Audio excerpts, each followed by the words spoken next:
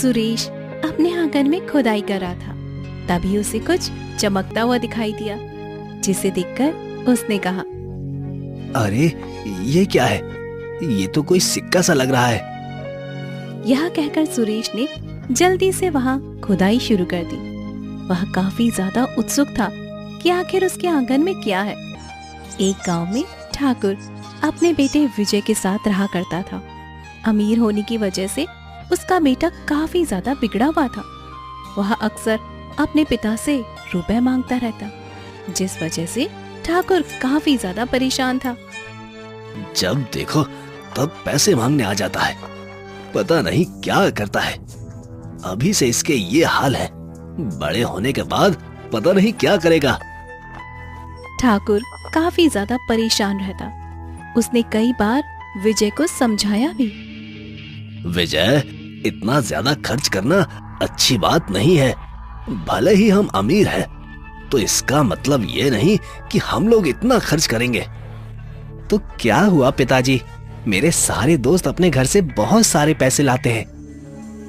हमें किसी की बराबरी नहीं करनी चाहिए, और वैसे भी समय का कुछ नहीं पता होता। आप ये सब मुझे मत बताइए, मुझे इन सारी बातों से कोई मतलब नहीं। यह कहकर विजय वहां से चला गया, जिससे ठाकुर काफी ज्यादा परेशान हुआ। एक दिन विजय अपने दोस्तों के साथ खेल रहा था। तभी उसके दोस्त कालू ने उससे कहा, अरे विजय, चल हम लोग बाजार चलते हैं, वहां से खिलौने लेके आएंगे। हाँ हाँ, लालू एकदम ठीक कह रहा है। वैसे भी तेरे पिताजी बहुत अमीर है, चल जल्दी से पैसे लेकर आ। पैसे तो मैं ले आऊंगा, पर मेरे पिताजी पैसे देते नहीं है। अरे इतने अमीर होने के बाद भी तेरे पिताजी पैसे नहीं देते, ये क्या बात हुई? जल्दी लेकर आ पैसे।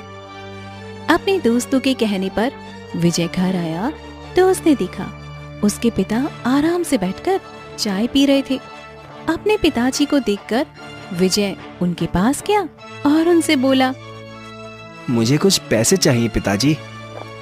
क्या करोगे पैसे का? मुझे अपने दोस्तों के साथ बाजार जाना है।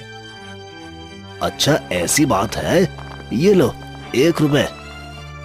यह कहकर ठाकुर ने विजय को 1 रुपया दे दिया और उससे बोला, ये क्या पिताजी, आपने तो मुझे 1 रुपया दिया है, इसका क्या आएगा? मेरे पास अभी यही है, और वैसे भी अभी तुम इतने बड़े नहीं हुए हो, तुम्हारे लिए ये काफी है। नहीं नहीं, इससे कुछ नहीं आता है। मेरे दोस्त अपने पिताजी से 50 या 100 लेके आते हैं, मुझे भी दीजिए।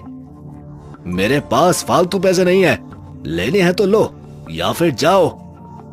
यह सुनकर विजय को बहुत गुस्सा आया और उसने उन पैसों को अपने दोस्तों के साथ खेल रहा था। एक दिन विजय अपने दोस्त समय के साथ साथ वह पैसा धीरे धीरे जमीन के अंदर धंस गया।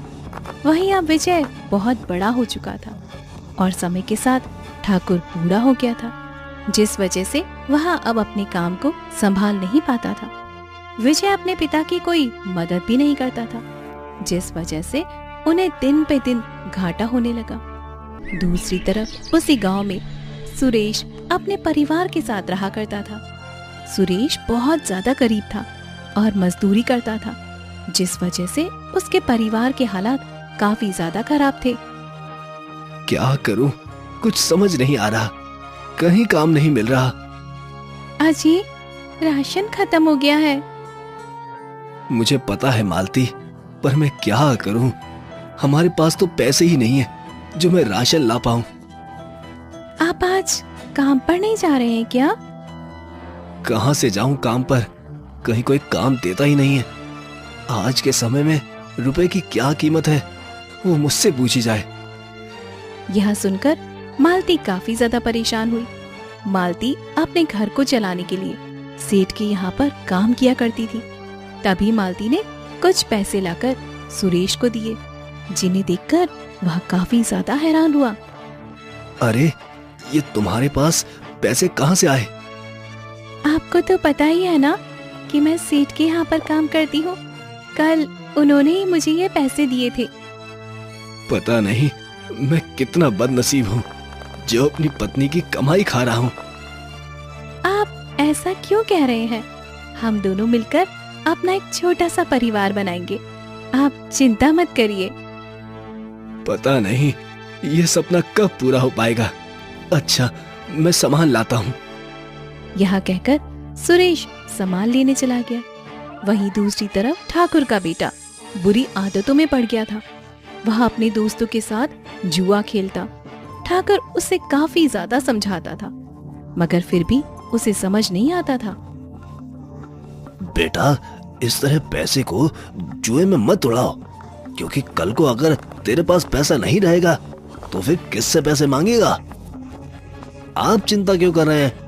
आपके पास तो बहुत सारा पैसा है। फिर भी मेरे पास इतना पैसा नहीं है जितना तू जुए में उड़ाता है, और ये सब पैसा मैंने बहुत मेहनत से कमाया है। तो क्या हुआ? वैसे भी मैं आपका इकलौता बेटा हूँ, फिर भी आप मुझे रोकते टोकते रहते हैं। यह सुनकर ठाकुर चुप हो गया, क्योंकि उसे पता था कि विजय उसकी बात नहीं सुनने वाला है। दूसरी तरफ सुरेश दिन रात मेहनत कर रहा था। धीरे धीरे समय गुजर रहा था। एक दिन सुरेश ने देखा मालती अपने आंगन में पेड़ को गाड़ने के लिए खुदाई कर रही थी। ये देखकर सुरेश ने कहा, ये तुम क्या कर रही हो मालती? सोच रही हूँ कि अपने आंगन में 2-3 पौधे लगा दूं, जिससे ठंडक भी बनी रहेगी। ये तो तुम बहुत अच्छा सोच रही हो। वैसे भी गर्मी आने वाली है, तब तक ये बड़े हो जाएंगे। लाओ, मैं तुम्हारी मदद कर देता हूँ।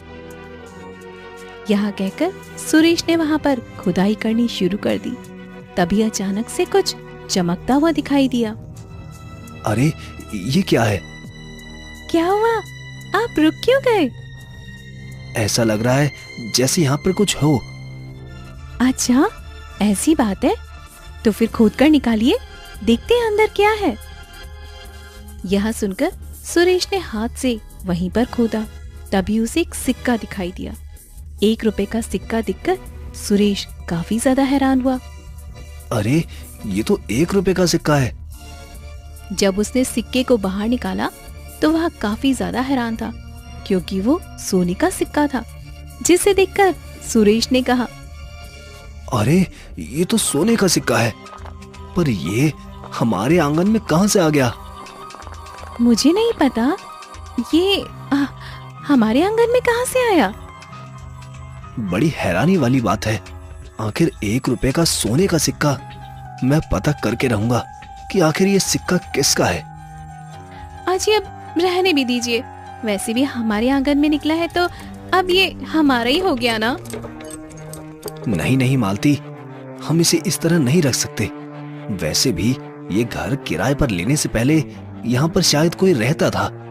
ये उसी का हो सकता है। यह सुनकर मालती काफी ज्यादा परेशान हुई और उसने अपने पति से कहा, क्यों बिना फालतू घर में आई लक्ष्मी को लौटा रहे हो आप? ये सोने का सिक्का हमारे बहुत काम आ सकता है। आप इसे क्यों लौटा रहे हैं? नहीं नहीं, हम इस तरह किसी की अमानत नहीं रख सकते। तुम ही सोचो, अगर तुम्हारा सिक्का खो गया होता तुम्हें कैसा लगता? यह सुनकर मालती शांत हो गई। वहीं सुरेश अब उस सिक्के के असली मालिक का पता लगाने में लग गया था। उसे पता था शुरुआत कहाँ से करनी है, इसलिए वह सेठ के घर गया। सेठ ने जब सुरेश को देखा तो उससे कहा, अरे रमेश, तुम यहाँ पर? क्या हुआ? काम चाहिए क्या? नहीं नहीं, काम तो मेरे पास है सेठ जी। क्या आप मुझे बता सकते हैं ये मकान आपका है या फिर किसी और का? अरे मेरा ही है, और किसी का क्यों होगा? क्यों, क्या हुआ? कुछ नहीं सेठ जी, बस ऐसे ही पूछ रहा था। यह कहकर सुरेश वहाँ से चला आया। वहाँ से आने के बाद उसने गांव में भी 1-2 और लोगों से पूछा, अरे हरिया, क्या तुम मुझे बता सकते हो मैं जिस मकान में रहता हूँ वहाँ पहले कौन रहता था? कोई नहीं रहता था, तुम्हें ही सेठ जी ने सबसे पहले किराए पर दिया है।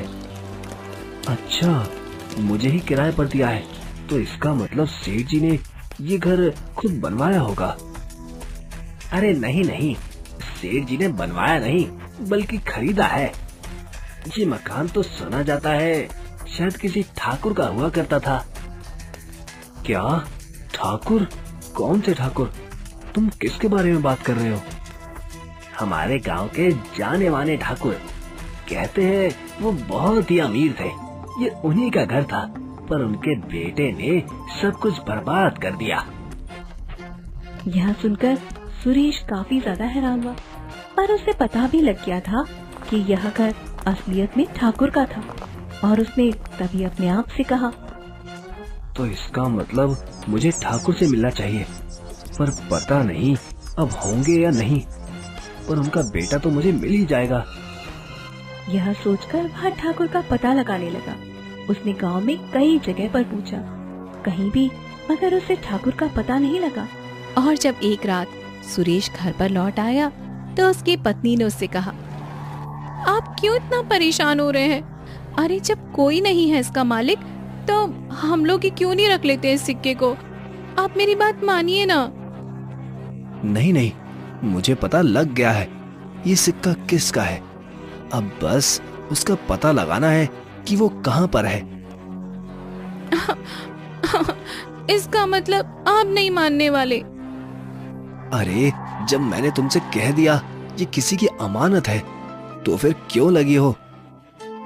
यह सुनकर मालती ने कुछ भी नहीं कहा। अगली सुबह फिर से सुरेश ठाकुर के बेटे विजय को ढूंढने के लिए निकल गया, पर उसे पूरे गांव में विजय कहीं पर भी नहीं मिला। बड़ी हैरानी वाली बात है, ना ही ठाकुर जी का पता लग रहा है और ना ही उनके बेटे का। आखिर ये लोग कहाँ चले गए? तभी उन्हें पेड़ की छांव में एक बूढ़ा आदमी बैठा दिखाई दिया। सुरेश ने तभी अपने आप से कहा, मुझे इसी आदमी से पूछना चाहिए, क्योंकि मैं तो इस गांव में नया हूँ। यह सोचकर सुरेश उसी बूढ़े आदमी के पास आ गया और उसने उससे बोला, अरे बाबा, क्या आप मुझे ठाकुर जी का पता बता सकते हैं? इस पर उस बूढ़े आदमी ने सुरेश को ऊपर से नीचे तक देखा और उससे कहा, क्यों? तुम क्यों उनसे मिलना चाहते हो? बस मुझे उनसे कुछ काम है, इसीलिए बाबा। पर बेटा, वो तो इस दुनिया में नहीं रहे हैं, अब तो सिर्फ उनका बेटा है। अच्छा, पर आखिर वो है कहाँ? क्योंकि मुझे वो कहीं नहीं मिला, मैंने उसको बहुत ढूंढा। अरे बेटा, अब वो ठाकुर नहीं रहे ना, उनका बेटा अब गांव के मुखिया के यहाँ पर काम करता है। क्या? गांव के मुखिया के घर पर? पर ये सब कैसे हुआ? ये सब तो उसके कर्मों का फल है, और कुछ नहीं। यह सुनकर सुरेश काफी ज्यादा हैरान हुआ और वहां मुखिया के घर गया, जहां उसे पता लगा विजय भैंसों के तबेले में काम करता था। जब वह वहां पहुंचा तो विजय गोबर उठा रहा था। ये देखकर सुरेश ने उससे कहा, विजय, तुम ठाकुर के बेटे हो ना? विजय ने जब सुरेश को देखा तो हैरानी से उससे कहा, हाँ, मैं ठाकुर का बेटा हूँ। क्यों, क्या हुआ? मुझे आपको ये 1 रुपए का सिक्का लौटाना है। यहाँ कहकर सुरेश ने उसे सिक्का दिखाया, जिसे देखकर विजय की आंखों में आंसू आ गए। ये तुम्हें कहाँ मिला? ये मुझे आपके पुराने घर में मिला था। मैं आपको आपकी अमानत लौटाने आया हूँ। उस सोने के सिक्के को देखकर विजय जोर जोर से रोने लगा और उसने बोला, काश मैंने उस दिन अपने पिताजी की बात मान ली होती, तो मुझे ये सब ना देखना पड़ता। मेरे पिताजी मुझे कितना समझाते थे, पर मैंने उनकी बात नहीं मानी, और आज मुझे पता लगता है पैसे की कीमत क्या होती है। ये 1 रुपए मेरे लिए किसी वरदान से कम नहीं है। यह सुनकर सुरेश काफी ज्यादा खुश हुआ और उसकी ईमानदारी देखकर विजय ने उससे कहा, तुम बहुत ही ईमानदार हो। आज के समय में ऐसा ईमानदार आदमी मिलना बहुत ही मुश्किल है। वहीं जब यह बात मुखिया को पता लगी तो मुखिया ने सुरेश को अपने पास बुलाया।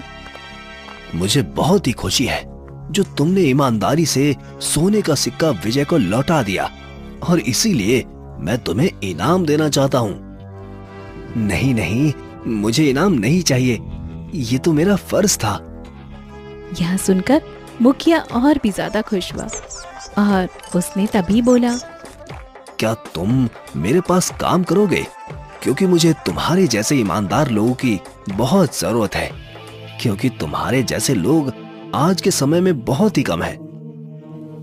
यह सुनकर सुरेश काफी ज्यादा खुश हुआ और अब वह मुखिया के घर पर काम करने लगा। इस प्रकार उसकी ईमानदारी ने उसे अच्छा काम दिला दिया और अब वो अपने परिवार के साथ आराम से रहता था। वहीं दूसरी तरफ विजय को भी 1 रुपए की सीख मिल गई थी कि 1 रुपया भी बहुत ज्यादा कीमती होता है।